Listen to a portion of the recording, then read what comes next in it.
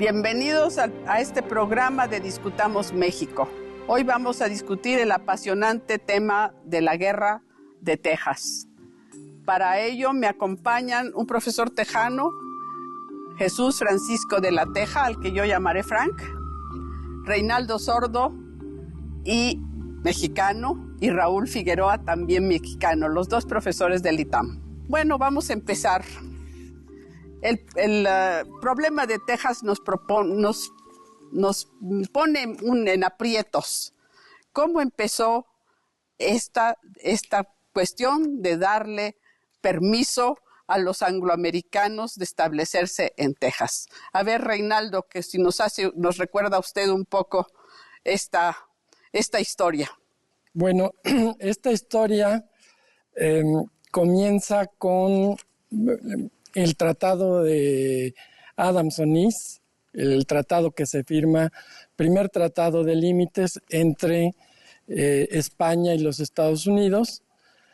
Y en uno de los artículos del tratado, me parece que el artículo 5, se dispuso que los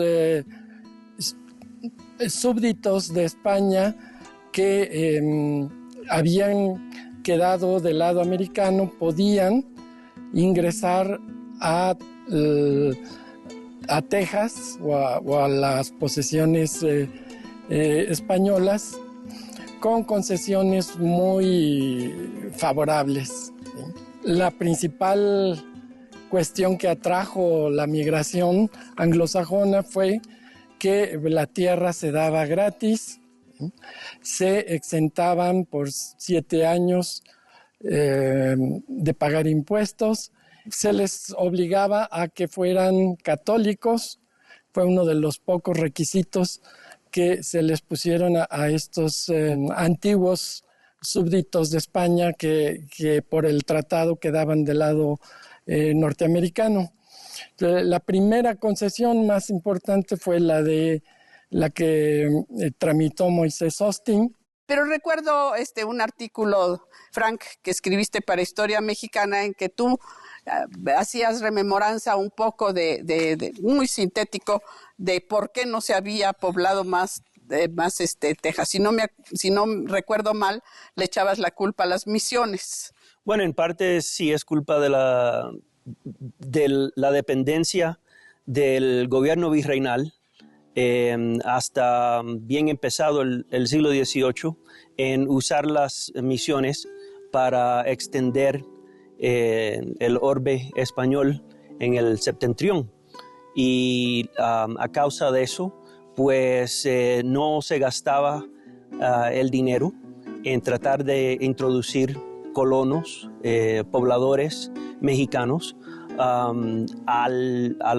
estos extensos terrenos que estaban poblados por tribus indígenas, algunas de ellas asentadas y otras nómadas. Entonces, en la situación de Texas, se estableció un programa de presidio con misiones, dándole poca atención a la fundación de asientos civiles. La villa de San Antonio o San Fernando de Béjar, más bien, que se establece en 1731, es a base de un presidio que se había establecido en 1718 y 5 misiones que ya existían. Pero las misiones contienden con los pobladores para los mejores pastos, porque la crianza de ganado es la única oportunidad económica que de verdad existe en tan remoto espacio. No hay manera de llevar otro producto que el ganado, que se puede llevar sí mismo a los mercados. No hay manera de llevar productos tejanos a los mercados en el interior del virreinato. Entonces, las misiones, los pobladores se pasan gran parte del siglo XVIII peleando, y no es hasta finales del siglo cuando ya las misiones son secularizadas y los pobladores empiezan a tomar ventaja para establecer lo que allá se le llaman ranchos, que no llegan a ser haciendas. Ranchos es buen nombre porque, porque no estaban eran pequeñas en términos de desarrollo económico. Bueno. Tenían eran territorios bien extensos, bien grandes en territorio, pero en términos de desarrollo bien pobres. Bueno, la cuestión es que yo creo que lo que era estaba deshabitado, pues no se había preocupado mucho porque, en fin, antes del tratado, antes del nacimiento de los Estados Unidos, pues no era problema. Pero el nacimiento de Estados Unidos y la concesión al reconocimiento de Estados Unidos de cederles hasta el Mississippi ya pone en peligro la Nueva España, es decir, la frontera. Entonces se crea pero la cuestión es que a pesar de los esfuerzos que se hizo, Texas siempre fue como algo así tan lejano, que nosotros hoy casi no lo comprendemos, pero entonces pues nadie quería irse tampoco. Entonces yo creo que es ese presentimiento del conde de Aranda, que dice esta nación que nació pigmea, ¿verdad? Va a ser un problema. Entonces eso es lo que sienta. Y luego el sentido de culpa de los españoles de pues haber cedido esas tierras, no solo la Luisiana, que la cedió a fuerzas, sino también la Florida, porque tenía que resolver los dos problemas. Entrado esto, pues empiezan a haber problemas. Ahora, la condición estricta es que sean católicos. Y también estaba prohibida la importación de esclavos, porque estaba en curso la legislación gaditana. Entonces van a incumplir desde el principio, van a ser ilegales en todos sentidos. Unos porque entraron tranquilamente toda esta frontera sin que nadie la cuidara. Si hoy con todos los muros y los cuidados de aviones y de todo se meten los mexicanos, imagínense entonces que no había nadie. Entonces va a haber dobles ilegales, los que nada más llegan y se asientan, unos por aventureros, otros por pobres, lo que sea, pero llegan y se asientan. Y los otros que entran con este permiso violando las cláusulas. Esto es importante porque en la Declaración de Independencia van a decir que no podían ejercer su religión, ¿verdad? Lo cual es el colmo. Bueno, al respecto, esta forma, digamos, ilegal, ¿cómo fue posible que continuara así, Raúl? Sí, yo creo que hay que hacer hincapié en este último punto que trató usted, doctora, en el asunto de la esclavitud, ¿no? ¿Qué importancia tiene o qué importancia va a tener en el desarrollo de Texas lo que llamaban los del sur esta peculiar institución? Es decir, que estos colonos, como se ha afirmado, llegaban también violando pues un principio de una ley mexicana, que era de que por una parte unos recuperarían su libertad y además si hubiese alguna duda está el famoso decreto, es un poco más adelante, de Vicente Guerrero de 1829, que en todo el territorio mexicano pues quedaba abolida la esclavitud. Pero le hacen la excepción a Texas. Inmediatamente no la piden, no cuando llega la petición de Texas, sino desde antes. Guerrero, convencido porque estaba Viesca, que era un secretario, ¿verdad? Ahí y era de Coahuil tejano, entonces él le advierte el peligro que hay de que estos se levanten y entonces hace la excepción. Pero eran prácticamente los únicos esclavos que había en México. Yo creo que el problema está un poco antes, Raúl, porque en el Congreso Constituyente de 24 se discute la cuestión de la esclavitud. Todos estaban por la esclavitud, pero me parece que son Ramos Arizpe y el padre Mier que empiezan a discutir qué es más importante, la propiedad, porque después de todo los esclavos eran propiedad, o la libertad. Y en eso se queda pendiente.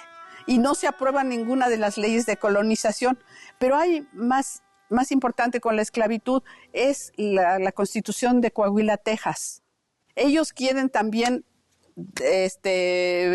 emancipar a los esclavos, pero la pregunta de Austin es ¿con qué les van a pagar a los amos de los esclavos? Entonces, como nadie tenía dinero, entonces lo que dice la cláusula 7 es que En Texas, en Coahuila, Texas, nadie nace esclavo, lo que significa que eventualmente no habrá esclavos. Esa es una cosa importante.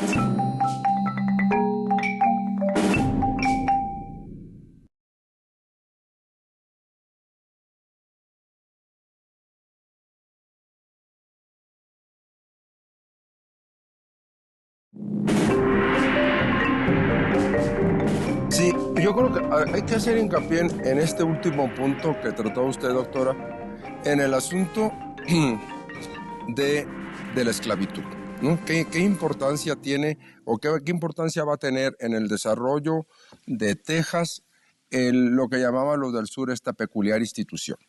Pero hay más importante con la esclavitud, es la Constitución de Coahuila, Texas. En Coahuila, Texas, nadie nace esclavo, lo que significa que eventualmente no habrá esclavos. Esa es una cosa importante, ¿verdad? Pero de todas maneras, uno piensa en esta región, se dan cuenta cuando hay el primer levantamiento o intento de separación en Nacogdoches, que es muy interesante, pero en ese momento los mexicanos empiezan a preocuparse. Y otra cosa que a los norteamericanos les interesa la compra de Texas, que desde la compra de Luisiana decían que era parte de Texas. Sí. Ese argumento lo manejan mucho. Sabemos que desde que llega Poinsett, uno de sus objetivos es la compra de Texas. Lo que me sorprende a mí viendo un poquito en el mediano plazo es cómo siguen manejando ya cuando la República de Texas independiente, cómo es algo que están machacando de que por alguna mala interpretación del Tratado de 1819 cedimos Texas, dicen los políticos norteamericanos, es el argumento de muchos de ellos, de que fue una mala interpretación o que fue una cesión o que fue indebidamente cedido. Bueno, creo que aquí también juega mucho algo que ellos quieren interpretar, que el Tratado Transcontinental incluía Texas, lo cual es imposible. Es imposible, pero le sirve como una parte del discurso, ¿no? Como una parte del discurso para con todo el desarrollo que tiene la prensa norteamericana, sobre todo la de ciertas ciudades, este discurso así machacón a veces es parte de la propaganda. Hubo cierto sector del público norteamericano que no aceptó el tratado transcontinental, sí, porque para ellos traicionó a los Estados Unidos Adams, sí, en negociar devolver, porque era de ellos, devolver a España lo que es Texas y Nuevo México. Entonces, al no aceptarlo, hubieron varias expediciones filibusteras, las dos de James Long. sí. Hubo una compañía en Nashville que trató de organizar la manera de quitarle a lo que viene después del 21, viene siendo México, a México, el territorio de Texas, hasta el Bravo. Perdón, pero de cualquier forma era una violación a un tratado firmado, sí. Un tratado internacional firmado. Por eso Poinsett no insiste, porque Poinsett tiene muy mala prensa en México, pero realmente era una gente muy sutil y educada. Y cuando Alamán le dice, no, Texas no está discutible, nosotros heredamos el tratado Adams-Smith, transcontinental, lo que sea, esto es lo vigente. Y él lo acepta y nunca vuelve a insistir. Pero llega Butler y Butler pues es un especulador, es un borracho aventurero que además todo el mundo sabe que anda diciendo que van a tomar Texas, etcétera, etcétera. Pero curiosamente ese es el que logra firmar el primer tratado entre México y Estados Unidos, gracias a que le quita la clausulita aquella que era el obstáculo para aceptarla, de devolver los esclavos que huyeran a México. Esa no la aceptó México nunca. Pues allí empieza el gran problema con los tejanos, porque uno de los generales que de origen virginiano, que nombra Mieri Terán cuando es inspector en Texas y comandante general, lo nombra para defender Galveston. Allí huyen dos esclavos, sí. Y él los protege, porque dice, no, pues pídanlos, vienen siguiéndolos, y dice, yo no los devuelvo. Se tienen que pedir diplomáticamente. Y eso pues causa un motín y de los primeros problemas. Ahora, se dice mucho que había problemas de relación entre católicos y tejanos.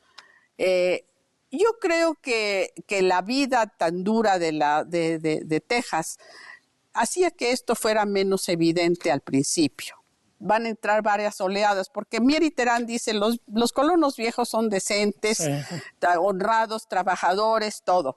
Pero entra este grupo de gente que ya viene con fines anexionistas, como Houston y todos estos grandes esclavistas del sur, y eso sí ya vienen con otras intenciones. Y van a explotar la necesidad de esclavos, porque ellos sí... si uno sigue la correspondencia de Austin da bandazos con respecto a la esclavitud. Es hasta 35, cuando está todavía en México, que dice, el destino de Texas es la esclavitud.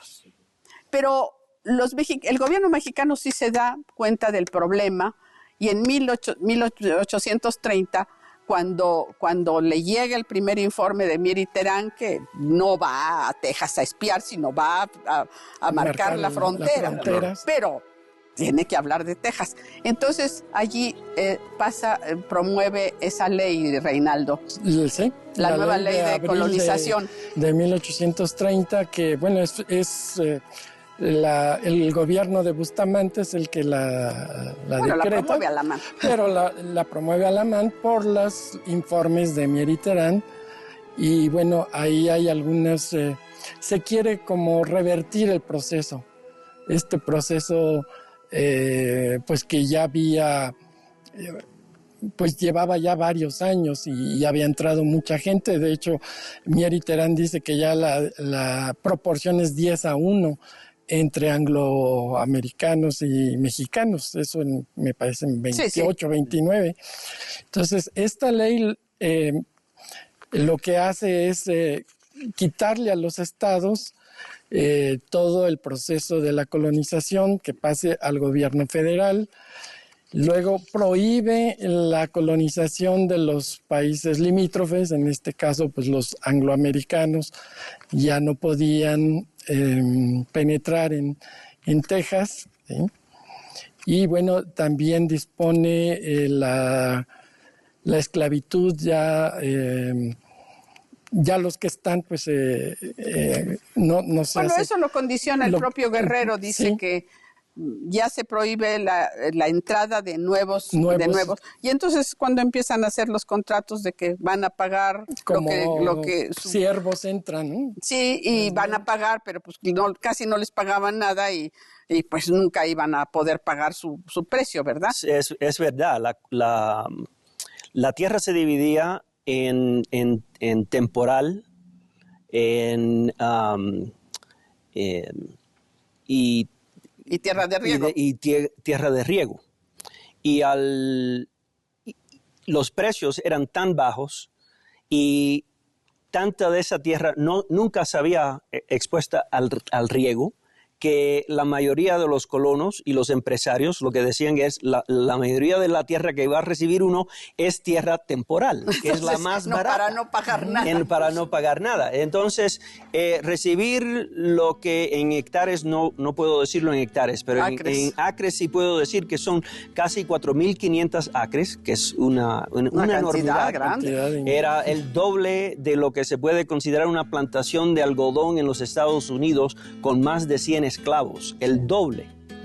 Toda esa tierra de temporal a lo mejor con los derechos que se le tenían que pagar a los empresarios y al agrimensor, entre una cosa y la otra, $130 a $150. Y se les daba además pagos. Y se les daba 7 años para pagar. Nunca pagamos nada, no nos pagaron impuestos ni nada. Y hay que recordar que era el Estado. Sí. Esto no era bajo ninguna ley federal. El gobierno federal no recibía nada de esto, lo recibía el estado de Coahuila y Texas. Sin embargo, los recursos del estado eran tan bajos que siempre había la idea de que se podía usar la tierra en sí, aunque no se cobraran ingresos directamente de la tierra, que sí se podía usar la tierra para pagarle a empresarios, a jueces, aquellos que quisieran servir de miliciano. O sea, se hicieron una serie de maniobras y se le vendió tierra. Se le vendía tierra a especuladores americanos a través de compradores mexicanos. O sea, un mexicano le podía pedir al gobernador del estado hasta 11 sitios de tierra, casi 50,000 acres, y se le donaba a él. Bueno, él se lo vendía a un especulador y todo el mundo sabía que esto estaba ocurriendo. Y ese era el problema que para muchos de los colonos estaba detrás de su desilusión con ser parte de México, que veían que existía una corrupción que estaba creciendo y que estaba cayendo en manos de especuladores de tierras, y que los políticos primero en Saltillo y después en Monclova estaban negociando, estaban tratando con tierras que de verdad le deberían de pertenecer a los colonos.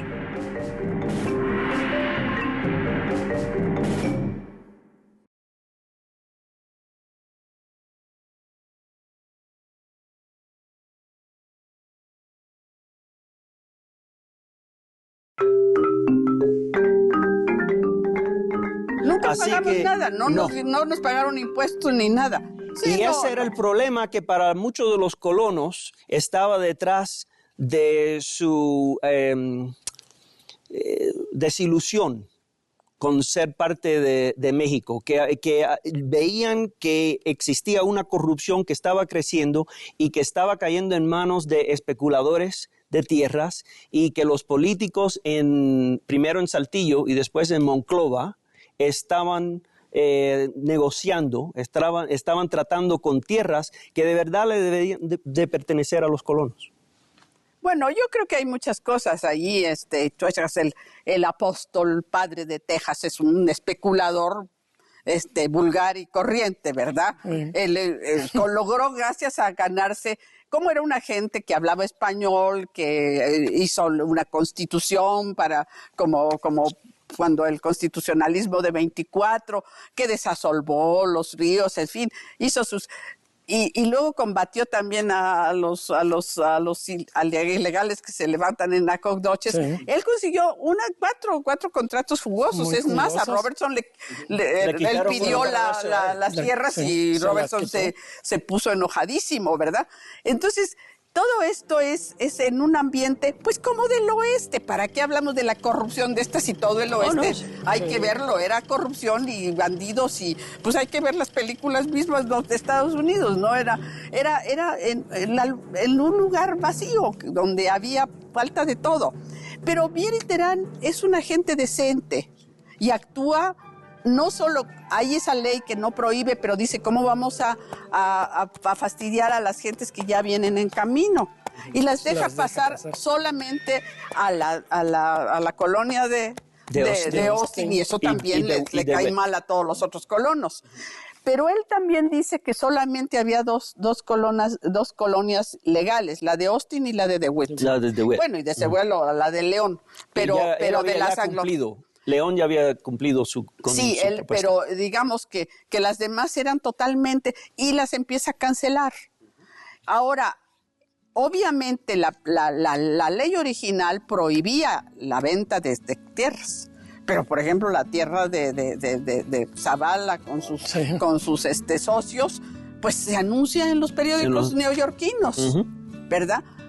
Ahora, no es por eso por lo que él firma en Texas. Yo creo que el proceso de tejanización, digamos, de Zavala es interesante porque es enemigo personal de Santana. Y Santana empieza a ser, es gobernante en 35 y ahí también juega ese papel. Es que aquí ya estamos en otro momento histórico, ¿no? En el momento histórico de que la así llamada República de Texas, de 1836 a 1845, lo que yo he tratado de probar en mis investigaciones es que tratar de combatir esta idea de historiadores tejanos, sobre todo, que México no hizo nada, que en esos 9 años, si México hace esfuerzos diplomáticos y esfuerzos militares. Esfuerzos militares, es decir, San Antonio fue recuperado brevemente en 2 ocasiones. Y muy importante, las expediciones que organizó Texas, la Snively, la Mier, la Snoverbell, esas expediciones, ya no se diga la más famosa, la de Nuevo México, esas expediciones fracasaron. Entonces, esto nos llevaría también a otra pregunta. ¿Podría haber sido viable Texas como república sin haberse anexionado a los Estados Unidos? Bueno, su deuda era muy grande. Yo creo que allí eso era importante. Y porque sí había un grupo que era separatista, no querían incorporarse por razones diferentes, pero la deuda era esa, y cuando consiguieron que les reconocieran la frontera, que no era esa frontera, que eso es lo que más rabia da y lo que obstaculizó que la reconociéramos, porque pues nunca había sido, si era muy chiquitita Texas, ¿verdad? Pero se roban todo ese territorio de Tamaulipas y de Coahuila y sobre todo de Nuevo México. Y de Chihuahua. Y de Chihuahua, sí, es menos de Chihuahua, pero de Nuevo México es un montonal, es casi la mitad del estado. Entonces, creo que todavía hay resentimientos de los nuevo mexicanos sobre eso. Es muy interesante, pero lo peor creo es cuando empiezan los problemas, las convenciones, por ejemplo, en 32, vienen finalmente aprovechando el levantamiento de Santana, que es al único que se adhieren ellos, y allí meten es decir, empiezan a hablar hasta mal de Mier y Terán, que había sido tan generoso con ellos, y creo que allí la cuestión es ese cambio que hay con la entrada de todos estos colonos de diferentes espacios que ya traían otras instrucciones, porque hay pues cartas de Houston y con Jackson que se ve que estaban muy interesados en la cuestión de separar eso. Entonces, toda esta complicación pues era difícil que se entendiera completamente, tanto en México como en Texas. Pero ellos aprovechaban, eran muy acomodaticios, ¿verdad? Pues yo creo que la revolución del 32, la de Santana, eso fue terrible para los esfuerzos que había hecho Mier y Terán por organizar Texas. Pues tanto que se suicida. Pues sí, por pues poner estas ciudades y estos presidios. Mexicanizar Texas, porque eso es lo que hace. Yo creo que esa fue terrible y de hecho recuerdo que en alguno de sus... un día anterior a su muerte, él le comenta al secretario que él daría su vida por Texas porque es una tierra maravillosa, rica, pero dice en la Ciudad de México no se ocupan más que de sus intrigas y sus ambiciones personales. Y bueno, yo creo que toda la situación esta misma de la inestabilidad política de México es un elemento muy fuerte de la pérdida yo francamente no lo creo, Bernardo, Reinaldo, no, yo creo que lo aprovechan bien. Es decir, por ejemplo, en 33 se le concede todo a Austin, menos que sea un estado, porque le dicen no tiene todavía condiciones, a pesar de que le aumenta la población para que dé la medida, pero le dicen espérese, pero se le va a conceder una extensión de las excepciones de impuestos, se le va a conceder el que los angloamericanos entren a México, además se le va a promover que Coahuila les extienda los privilegios, que cree más ayuntamientos para que tengan más representación. Se les concede el trial by jury y el uso del inglés en cuestiones judiciales y administrativas. Se nombra a Chambers, un angloamericano como juez. Sí, no, y es verdad. Se le otorga a los tejanos casi todas las quejas que habían tenido, se les otorga algo, y entre ellas la más importante es que se le da más representación en el Congreso del Estado. Primero se divide el territorio en 2 y después en 3 departamentos para poder darle más representación. El problema sigue en algo que dije antes, y es que la especulación en las tierras y la corrupción de la cual hablaba antes no es solamente corrupción entre los políticos coahuiltejanos, son también los especuladores americanos. Y ya había una historia en Estados Unidos de cierto resentimiento sobre la especulación en Estados Unidos. Muchos de los colonos que vinieron a Texas vinieron con una experiencia de especulación que les había quitado acceso a tierra en Estados Unidos. Vinieron a Texas precisamente porque el gobierno fue tan generoso. Les ofrecía tanta tierra a tan bajo costo. Y aquí vienen los mismos especuladores que les había quitado oportunidad en Estados Unidos, vienen y persiguen y tienen el oído del gobierno de Coahuila y Texas. Y por eso es que Austin, tratando de moderar el creciente desequilibrio entre los intereses de los colonos y los especuladores, porque él también es especulador grande. Pero él es especulador grande, pero él tiene colonos también que representar. Sí. Los especuladores no. Entonces, para él es importante tratar de equilibrar la situación, y por eso él insiste que tiene que haber esta separación de Texas de Coahuila. Y ese es el logro que no puede lograr.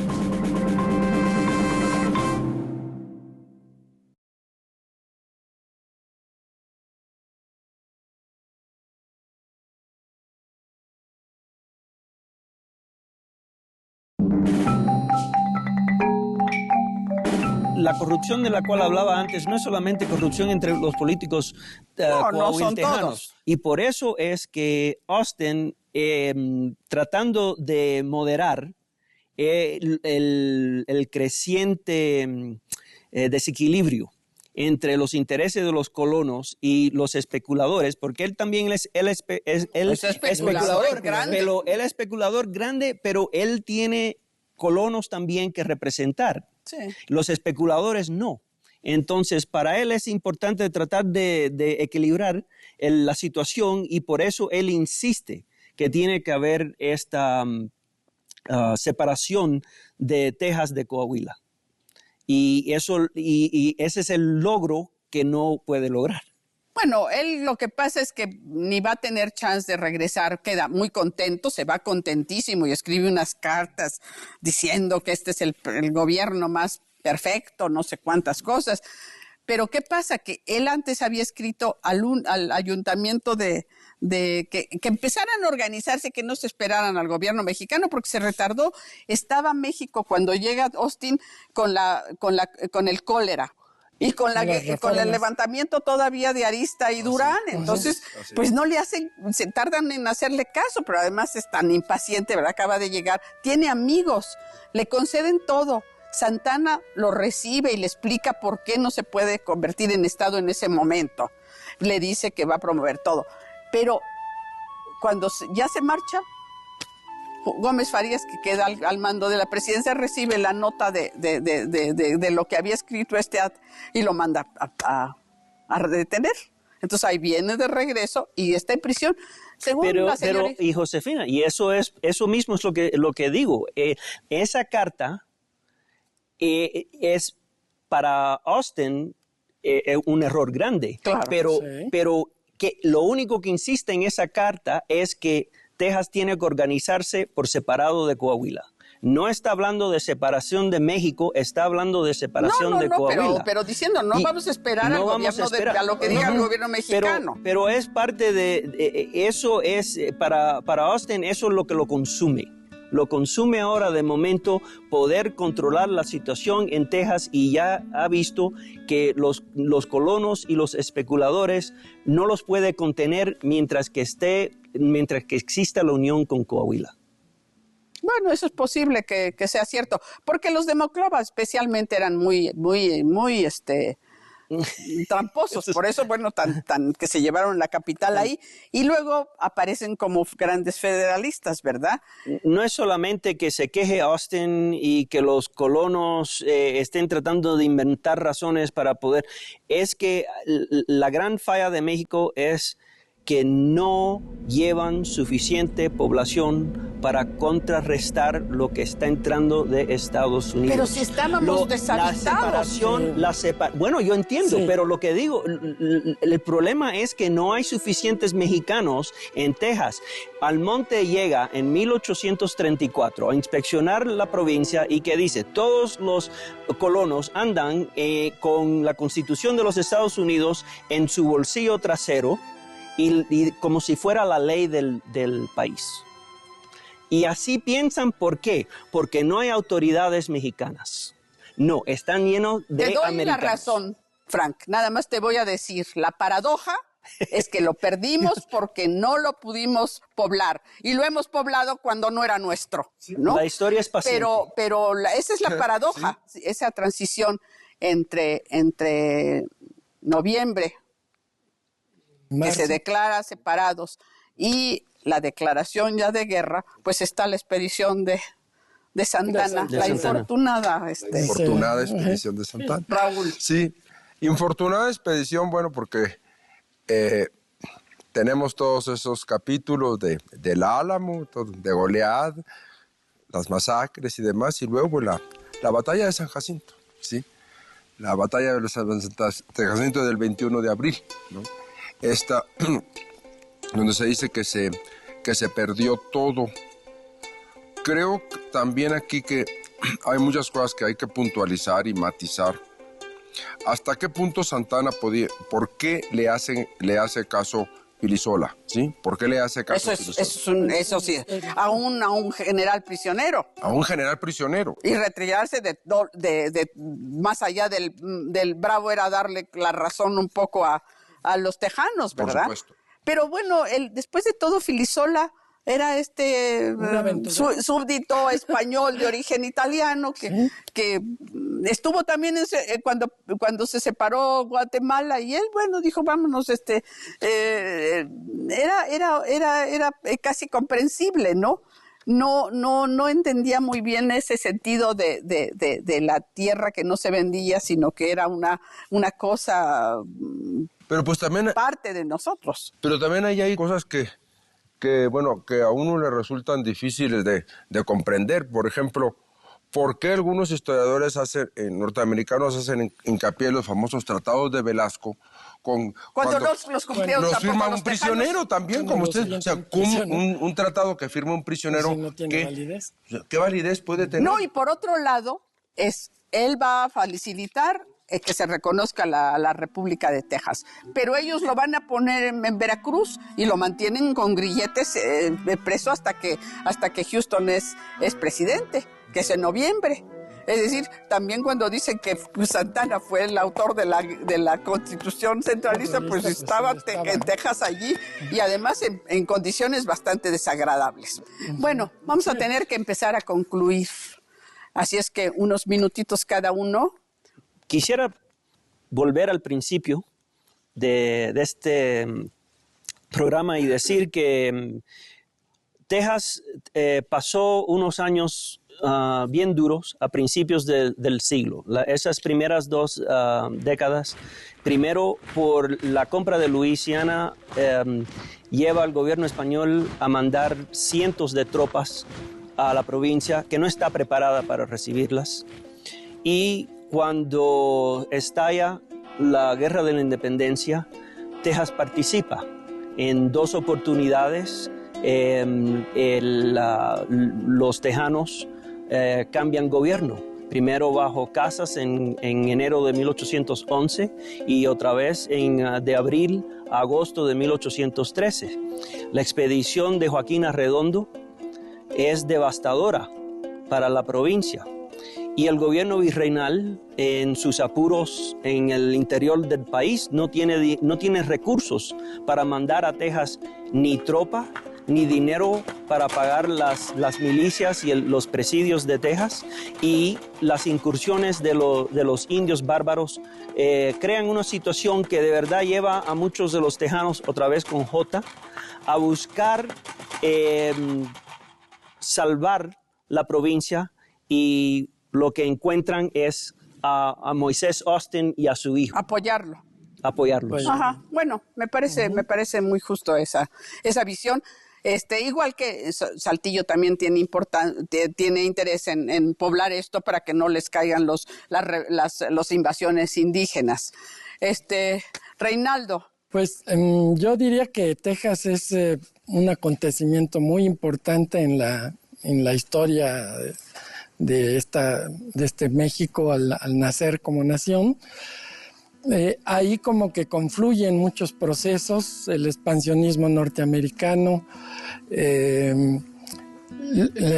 las divisiones internas. Hasta las de Coahuila y Texas, sí, las de Coahuila y Monclova, Saltillo y Monclova. El federalismo mal entendido, en donde pues un estado toma en sus manos pues un proceso muy difícil como es el de la colonización. En fin, la falta de recursos, que es un punto importantísimo para no poder hacer la reconquista posteriormente, que tanto estuvo presente entre el 36 y el 45. Y, en fin, todos los procesos de la situación del ejército. Ahí vemos un ejército que ya no está profesionalizado, un Filisola que obedece a un general prisionero, y un ejército que es de leva, de gente que han reclutado y han mandado a tierras muy lejanas. Y bueno, yo creo que era inevitable bajo esas circunstancias esa pérdida de Texas, que después tiene una consecuencia directa con la guerra. Bueno, es el origen de la guerra con Estados Unidos, después de todo. En realidad son 2 guerras internacionales, como usted ha dicho.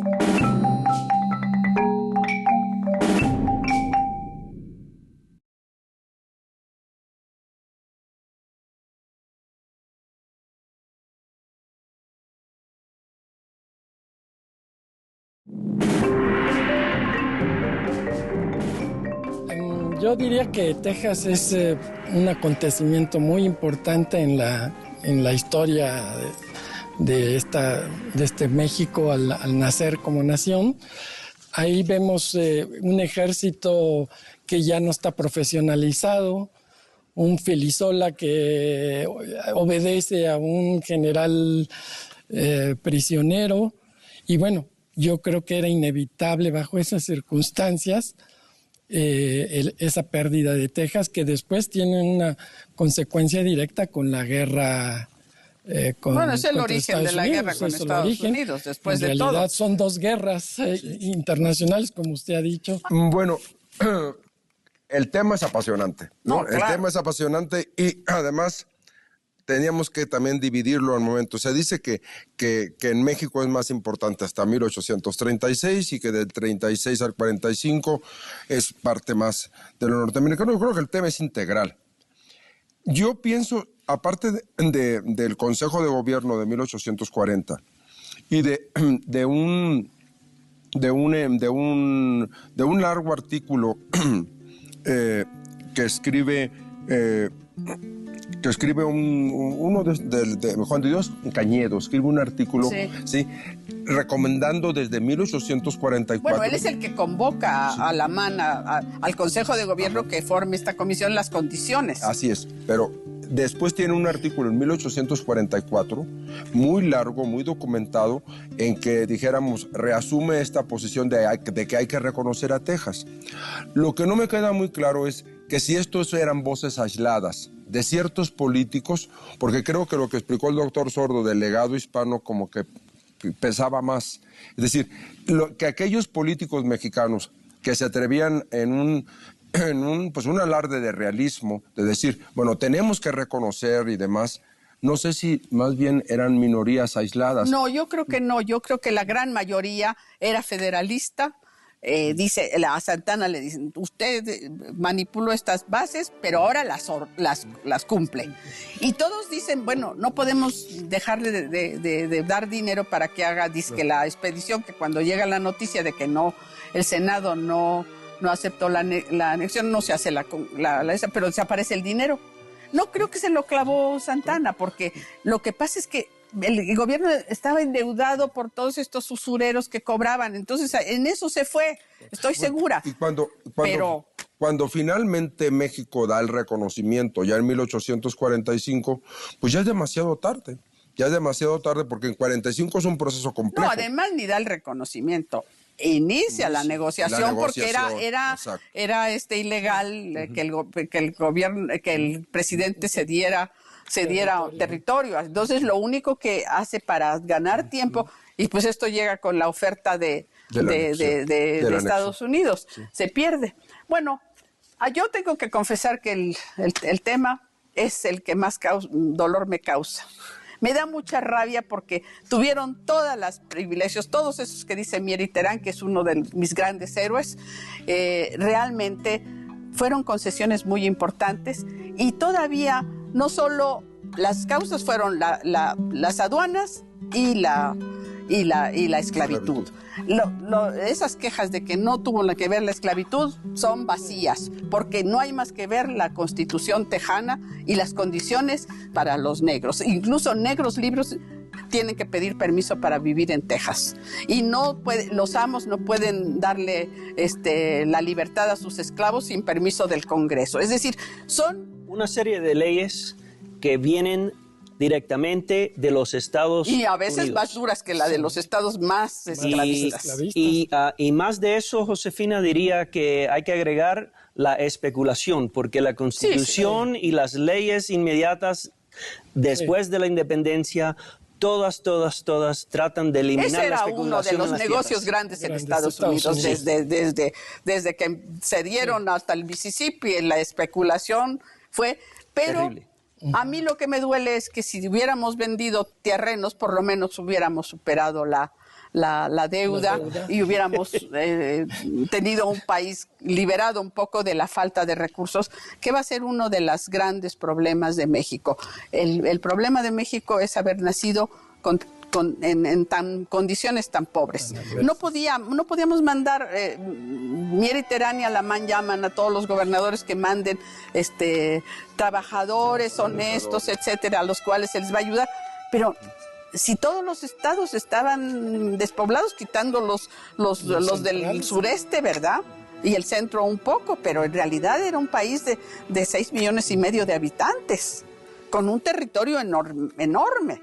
A mí me gustaría muchísimo, pero ya no lo voy a ver en mi vida, que los tejanos cambiaran su historia y que los mexicanos, en lugar de nos saltamos la historia de la independencia a la reforma, estudiáramos con cuidado, porque serviría para muchos lecciones muy importantes para la historia de México. Y eso creo que es lo importante de estas discusiones.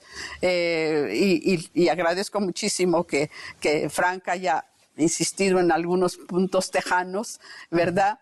Porque también tenemos que admitirlos. Pero sí es necesario la historiografía, un cambio, digamos, de perspectiva, de volver a los archivos, de leer las cartas, por ejemplo, de Austin. Yo creo que pocos mexicanos se han puesto a leerlas, y son muy instructivas porque sí se ve las partes buenas del gobierno mexicano, se reflejan en esas, y luego cómo los intereses van dominando para cambiar la actitud de un especulador gigantesco que tenía unas condiciones extraordinarias, porque realmente fue la forma en que maneja las milicias, la forma en que hace unas bases para que se manejen solos los colonos y los ayuntamientos funcionen. No cabe duda que era una gente capaz. Ahora, me conformaría con que reconocieran la parte que le deben a los mexicanos y la generosidad de México. Pues yo creo que eso sería algo muy aceptable. Y si los norteamericanos en general han cambiado la historiografía hacia México en la guerra con México, pues no sé por qué los tejanos siempre han sido reacios porque está en su carácter. El monumento en San Jacinto verdaderamente es como para tomar San Jacinto nosotros así historiadores y tumbar es ignominioso. Es ignominioso. Y creo que esa es una parte que sí es importante de esta guerra, reconocer nuestras desventajas, que en parte no eran desventajas solamente del gobierno, sino de las circunstancias, pero también los aspectos en los que México trató de hacer, porque hay etapas en que verdaderamente se trata de fomentarlo, y después no solo se declaran independientes, sino además se dedican a hacerle esta propaganda mundial contra México, que evita que vengan colonos a México. Es impresionante eso. Sí. Ahora que sí fue una culpa de México no reconocer a la independencia, eso no hay duda. A pesar de que los británicos decían, reconozcan la República Tejana para que no traiga consecuencias posteriores. Ya estaban viendo la idea de un estado tapono, de un estado... Bueno, eso, ellos porque también Francia y Inglaterra estaban interesados en evitar el expansionismo norteamericano. Seguro. Es decir, indudablemente no eran por buenos, pero además considerados como el aliado más cercano de México, los británicos, insistieron una y otra vez, por eso en 40 es el ministro, el que convence a Juan de Dios Cañedo que reciba al enviado norteamericano. Nada más que no traía credenciales, nada más venía así con saber qué lograba. Sí. Esas cosas también hay una disparidad. Pues después de todo era una colonia, era una republiquita de esas, de imaginada, ¿verdad? Sin nada. Entonces creo que ya tenemos que terminar. Y ojalá que quede la lección. Les agradezco a Raúl Figueroa, a Reinaldo Sordo y a Frank de la Teja su aportación en este programa. Muchas gracias. Gracias.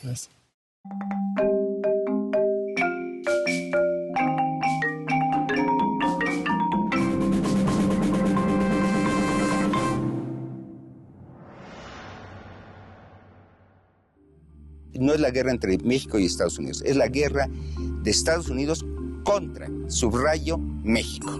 Las armas modernísimas. La artillería es la que gana la guerra, porque la de ellos es de largo alcance y la de nosotros es pues la de Waterloo.